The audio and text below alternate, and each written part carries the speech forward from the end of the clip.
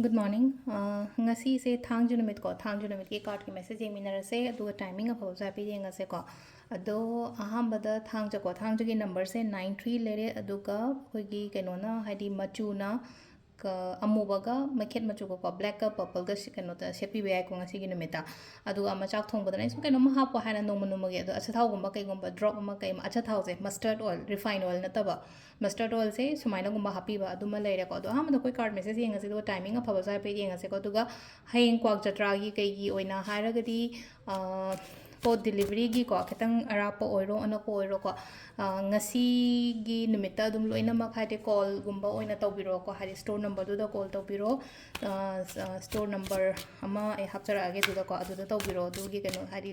thilal ba kholning ba le gadi ko jatra arangba pot se khoina hadi ko brass ki item oiro natraga silver ni khangde sana ni khangde natraga khoi gi kaino harasine ko kari silver sana pyrites ko icham cham na have the arang bapot and hire manina adi even pyrite ki bracelet and hires ne ko adumba mayam oitar ga ko haidi pyrite ka akoi gi customize over bracelet gumba su leina ko amain tor ko adumba gumba su order adum ama aina sum leishaning ba lepsaning ba gumba adumba pot ama lepsang ge hire ga di noma waling ida ketang hai tare ko khuyong na dana ba delivery sum keno tor ga di ko hadi khudak ta same day da hire ko do hadi thilak ko pharak ta ba su yaw banina noma waling ida habira ga di soidana ba ko adu leire do hamba da khoi gi number ai makhada hapcharam ge ko store gi number se store number se akhoi gi hanagi adum yawbud yaw ai tar to hadi khangda mangai gi oi tar ga so koi hapcharam ge do hamba da card ahum khatang thoye ko card number 1 card number 2 aduga card number 3 ko sidagi himina se ko number 1 dana kara message lake number 2 dana kara message lake number 3 dana kara message lake abdo ko number 1 khan bangai gi nga se ko first card se yamna wakhan nungai na hai tare ko hadi wakhan nungai ba positivity yamna oi positive oi ba mind stable oi ba yam mood nungai na leiri ko ham bai se ko hangapan machu gi gown ma se lagaw yamna mind stable oiba paisa nungsagi mathaga game shada bai paisa ga se dum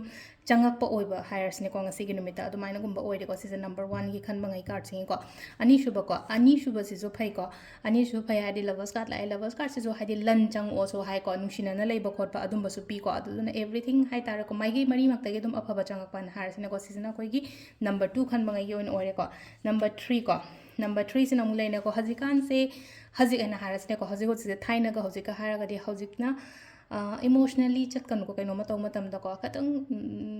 kani emotionally chat to shro pudi mind se stable ho ra ga decision making gumba se dumaina gumba taw bi ba hai tar ko hadi warep ama phire ama lo matam da nuai trine kho trine han dumaina taw do shro pudi hadi tang ta ba ma leina ko hadi samna ha ba da hadi fair over decision hire emotion do side am do loin thamgraga hai tara ko hadi ketang practically decision making gumba kai gumba do maina gumba to bibo ko sisina koi ki card ki message lere ko timing and hires ne ko timing sin ayu ki pung taru ka minute 3 pan de na nipan ga minute taru phang lere pung 38 de na pung 3 ga minute ko 9 phang lere adagi 3 ga minute 50 de na pung taru ka minute ko 9 phang lere ko adagi pung 8 ka minute 55 dagi na 12 ga minute 39 phang lere ko nongalam dani 3 ga minute 35 dagi na manga ga minute Taramathoi phang lere ko sisina koi gi ngasi gi na for timing ko the lere ko daily card message ma'am. Thank you.